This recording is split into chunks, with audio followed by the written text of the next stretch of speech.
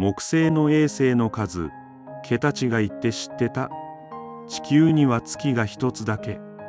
でも木星には、なんと90個以上の衛星があるって知ってましたか？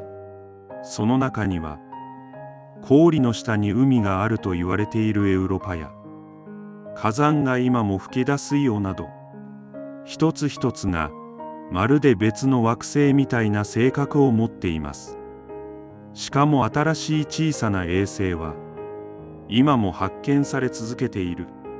木星の周りはまるでミニ太陽系みたいな世界。衛星の数もスケールもすべてが桁違い。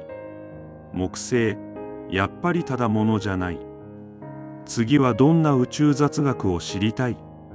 コメントで教えてね。チャンネル登録・フォローお願い。